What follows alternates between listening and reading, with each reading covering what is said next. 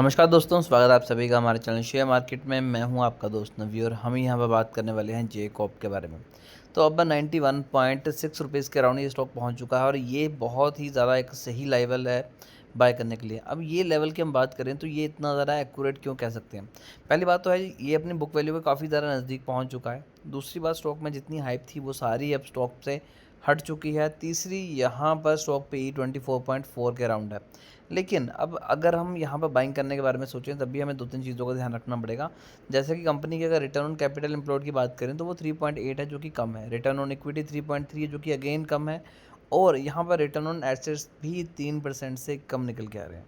तो ये कुछ बड़े कंसर्न हैं जिनकी वजह से मैं आपको यहाँ पर बड़ी इन्वेस्टमेंट करने की तो एडवाइस नहीं दूंगा। लास्ट टाइम भी हमने स्टॉक से अच्छा खासा प्रॉफिट निकाल के छोड़ा हुआ है।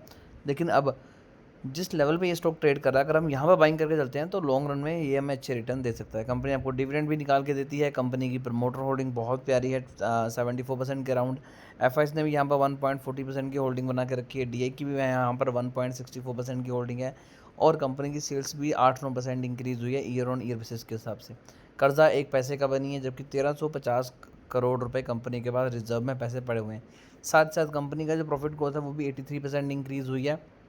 साथ में यहाँ पर कंपनी का जो फ्री कैश फ्लो है वो भी 51 करोड़ के अराउंड है, जो कि बहुत डिसेंट निकल के आता है।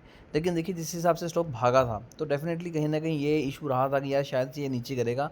और पर्सनली मैं बताऊँ तो मुझे भी उम्मीद थी कि नीचे तो गिरेगा, पर मुझे लगता था कि ये स्टॉक अगर नीचे भी आएगा तो तकरीबन तकरीबन 200-250 रुपये के अराउंड ये ट्रेड करना शुरू कर देगा, जो कि नॉर्मली देखा गया है। बट ओवरऑल देखें तो ये चीज़ नहीं हुई। अगर हम मैक्स चार्ट भी देखते हैं तो आप सभी यहाँ पर देख सकते हैं किस हिसाब से स्टॉक में यहाँ से एक अच्छी खासी तेज़ी बनती हुई नज़र आई थी।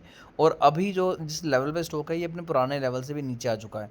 जो हमें 2010 के अराउंड देखने के लिए मिलते थे लेवल, वही लेवल अब भी हमें देखने के लिए मिल रहे हैं। तो स्टॉक की जो ओवरऑल ग्रोथ हुई थी वो सारी की सारी वीक हो गई। तो अब क्या यहाँ पर इन्वेस्टमेंट करें तो डेफिनेटली देखिए कर सकते हैं, नो इशू। लेकिन कुछ चीज़ें हैं जिनका आपको ध्यान रखना पड़ेगा।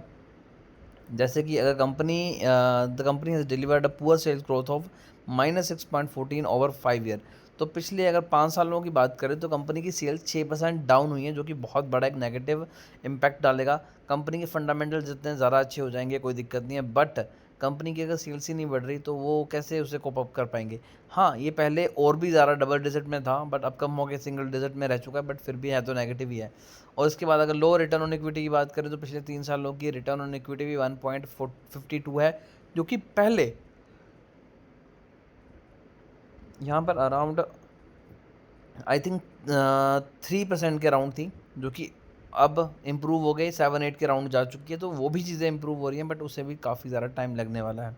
तीसरी बात, कंपनी ने पैसा तो कमाया, बट कंपनी में बहुत सा पैसा वो भी है जो कंपनी की अदर इनकम से जुड़ के आया हुआ है। तो ये भी एक कंसर्न रहने वाला है कि कंपनी की सेल्स नहीं बढ़ रही इतनी ज़्यादा, लेकिन कंपनी ने प्रॉफिट जो गेन किया हुआ है वो अपनी अदर सेल्स से करा है। इसके बाद कंपनी ने अपना कर्जा कम किया है, कंपनी लगभग कर्जा मुक्त है। और यहाँ पर स्टॉक जो है वो 1.22 टाइम नीचे ट्रेड कर रहा है अपनी बुक वैल्यू से। तो डेफिनेटली स्टॉक तो अच्छा है, लेकिन इस टाइम पे बाइक किया जा सकता है। फिर भी शेयर को लेकर अगर आपकी कोई भी क्वेरी है तो कमेंट कीजिए, हमारी कोशिश होगी कि आपको एक अच्छी एडवाइस दें।